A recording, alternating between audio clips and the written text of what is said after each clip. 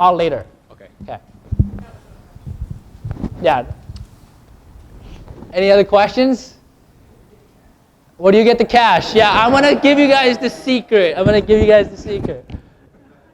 The next person that asks me that question, I'm going to send them out. Because I told you I was going to get. Any other questions, guys? We're good with this? Okay. So why did I show you these other numbers? Buying it for 200, buying for 300. This is why. Because after I got this first deal, I was stuck in the reality of trying to get deals for the same price. Okay? Because I was like, if I got it one time, I could get it again. And I did. Okay? But it took a lot of work. You know? And it took like, I don't know, like 6 months, 4 months to get another one. And another 6 months, 4 months to get another one. It's great owning one of these every 5, 6 months.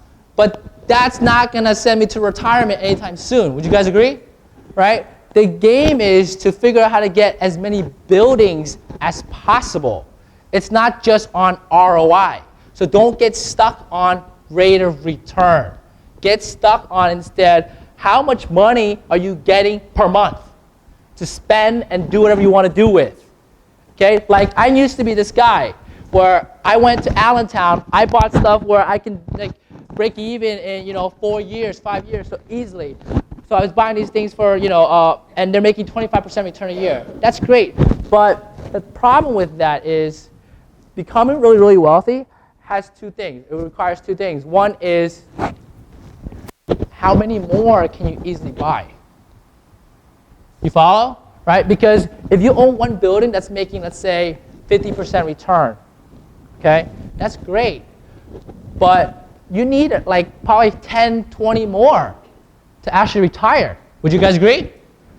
Okay? And so I started looking at things differently. And I'm like, I started changing my reality. Wait, I can't just go after $100,000 deals. I had to step it up. And I started going after $150,000 deals. And then I slowly stepped it up and I went up to $200,000 deals. Okay? And so the question now is, what price point did I stop and why? Okay, and so we're going to talk about that next. We're good so far? Okay. So the next point is, how did I get this from here to 4? So first of all, it's not that hard to find these kind of deals. The question is, in what marketplace? Okay? Would you guys agree that these properties are good cash flow opportunities based on the returns that you see here? Just a little bit, right?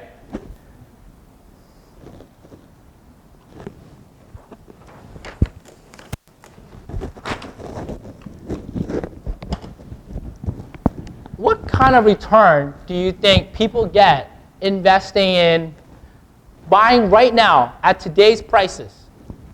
Newport, New Jersey, Newport, Jersey City, Manhattan, New York, Center City, Philadelphia. What kind of return do you think they get buying at market prices? 1%, 2%? Would you guys agree? Okay.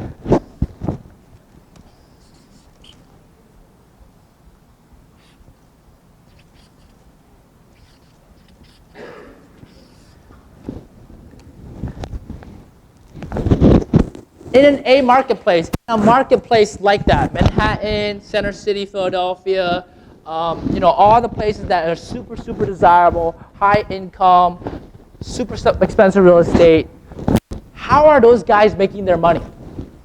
Are they making their money on the 1%, 2%? No.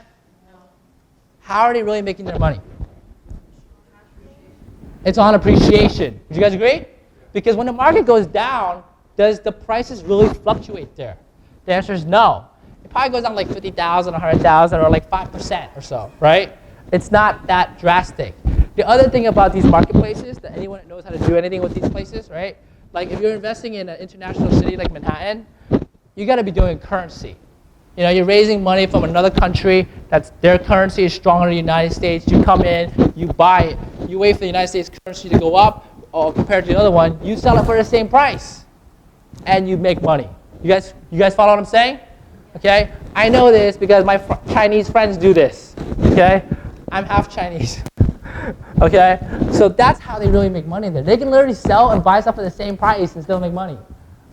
But that's because it's currency. And so what I'm trying to say here is everybody that's here, as a person that wants to get into buying cash flow properties, you have to ask yourself, are you here to buy cash flow properties for cash flow or for appreciation? Because one is focused on cash flow and one is focused on appreciation. Would you guys agree? Would you guys agree that this is really an appreciation market? Yes? Okay, so next question is, where's the cash flow market?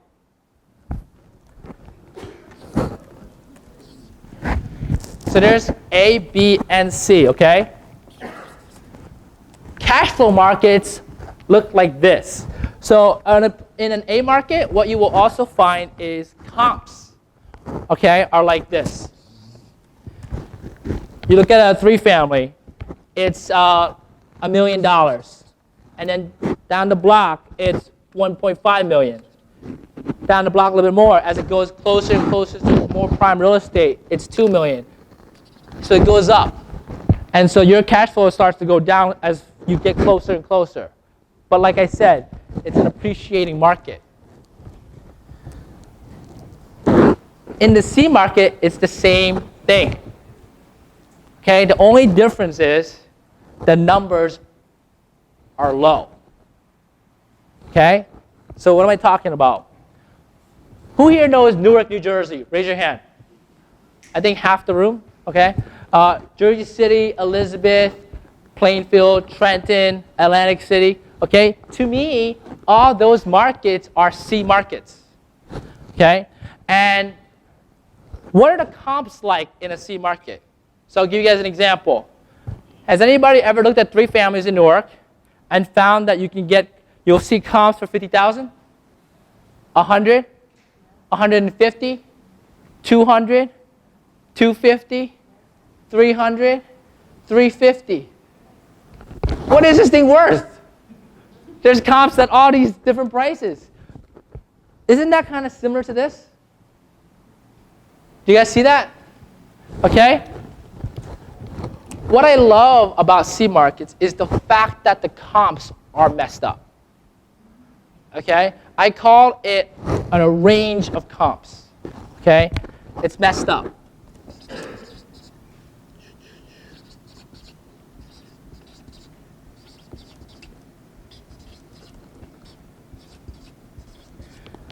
Because the comps exist, we as an investor can take advantage of it. See, the thing about B markets is pretty much the majority of the United States, where the comps are all consistent and very stable. Everybody wants to live there. It's beautiful. And because of that, when you buy in a C market, you'll make a return. Okay? If you're good, you'll get 5 to 10%. If you're not good, you'll make $100, $200. Okay? That's a B market. In a C market, because the comps are inconsistent, I can buy a 3-family for $100,000 that needs $50,000 worth of work. And because the comps exist, what could it appraise for? $350. Okay? Everybody hear me? Isn't that interesting? Now check this out. How do you go from here to here? Let's say I have money to only buy one. Spend $150,000. It's fully renovated. It looks beautiful. Tenants has rented it out. I go to the bank and I say, Mr. Banker, I want to refinance my money out. What will they do? They'll run an appraisal. Let's say their appraisal came out low. It came out to be 300. Not that bad. What would the banks refinance at? Do you guys know? 70%? Would you guys agree? Yeah. What's 70% of 300? 210. Wait a second. I just made 60 grand on this thing. I just bought this property for $100,000 renovated for 50, I'm in it for 150, and I refinanced it, made 60 grand. Isn't that beautiful? Now check this out. What's your mortgage payment on 210? What's the mortgage payment on 210? So as a rule, I'm going to teach you guys this rule. The rule is for every 100,000 you borrow at 6% amortized over 30 years, you pay $600 a month. For every $100,000 you borrow amortized over 30 years, you pay $600 a month. We're borrowing 210 here, correct? That's 200,000, right? So the payment should be 1,200, 1,300. Would you guys agree?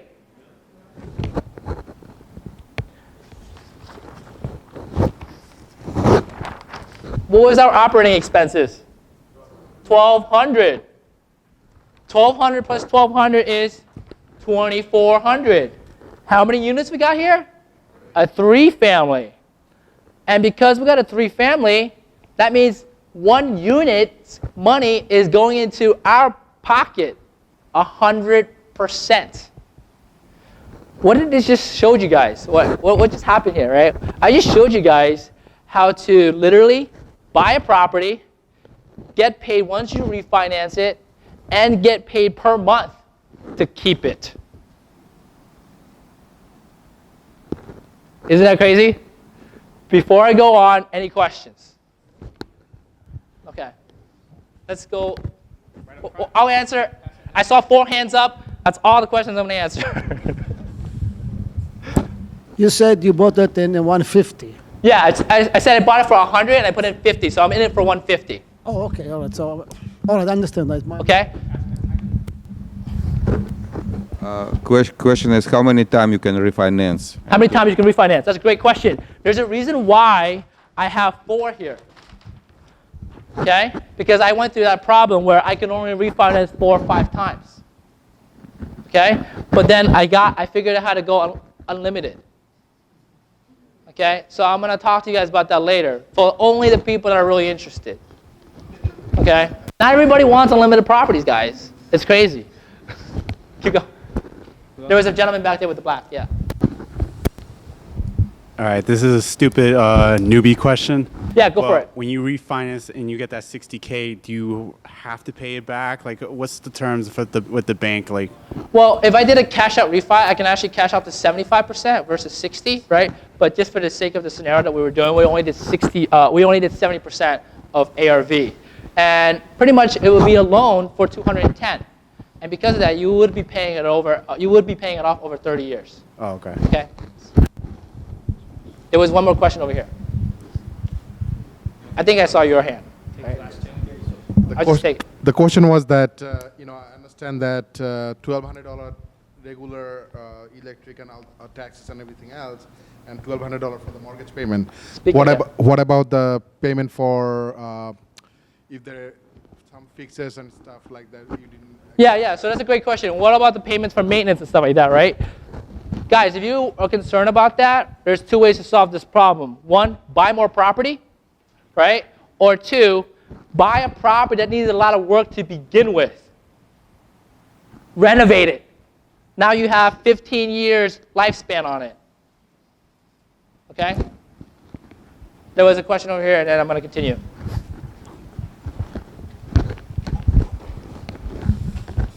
So if the comps are all over the place, Yeah. why is the bank going to take the high comp? Yeah, so if the comps are all over the place, why are the banks going to take the high comps? The banks look at it like this, guys. They're in the business of lending. Would you guys agree?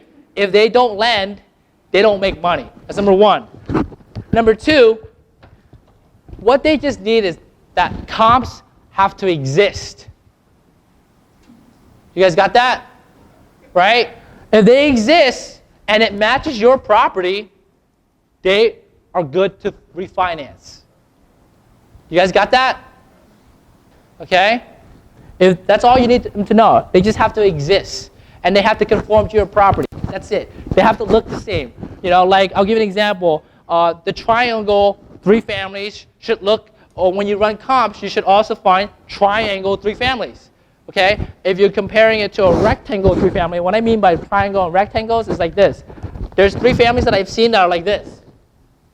And I've seen 3 families that are perfect rectangles.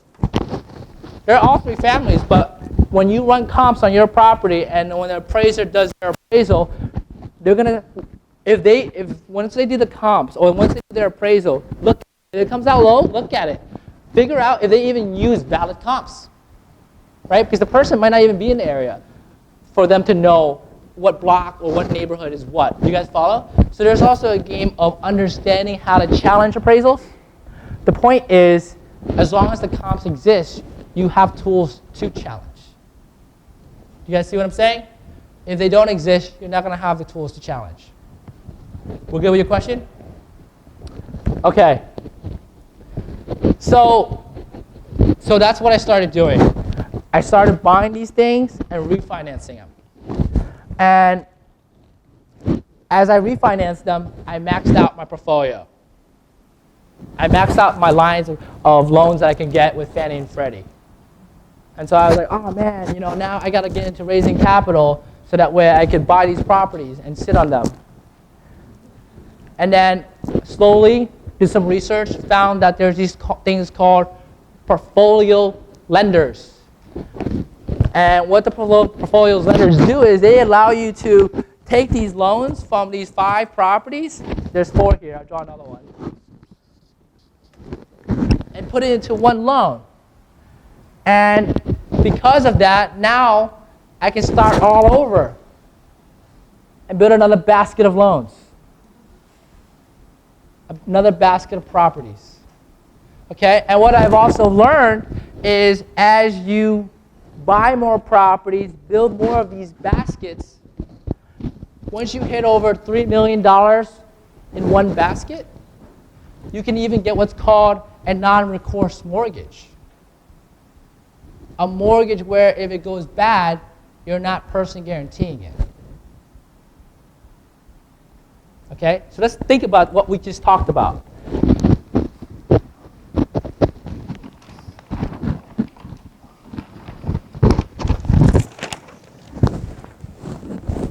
Is it hard to find a shell in Newark for $100,000? Yes or no? No. If you were to put in $100,000 to renovate it, could you get it done? It's not even that hard to find a shell for $75 versus $100. Okay, you can buy it for $75. You can just go to a sheriff's sale and buy it for like $10,000, $20,000 because they're probably going to gut it for you because it's empty or vacant.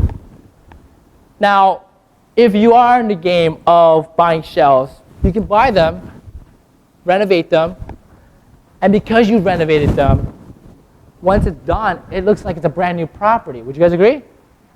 And because of that, appraisal is going to be easy. Okay? It's going to appraise easily. Now, for the people that are here that necessarily don't have that kind of money, where do you get the money? Jim, stand up over there. Say hello, Jim, guys. So Jim is works for ResCap Capital, and they do 100% financing up to 65% of the ARV for purchase and rehab. Okay? So let me explain what that means and why you should get his card after. Do you remember how the comps are all over the place? Yes? Maybe? No? Yes? Can I hear a yes from everybody? Yes. Okay. Let's say the comps top out at 300,000. What's 65% of 300? It's 195. You guys got that? So what does that tell you? What that tells you is the next time you run into a property that's $150,000 and it needs $45,000 worth of work, who should you call to get money? You should call Jim.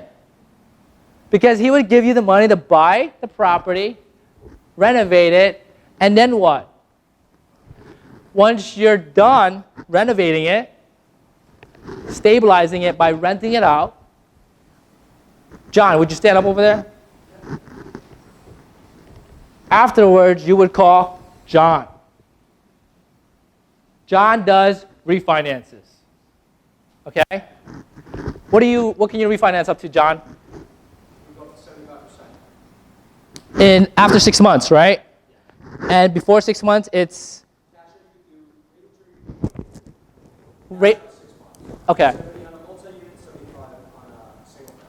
So you can refinance up to 75, guys. But we worked with 70. Thank you, John. Okay? So that's how you do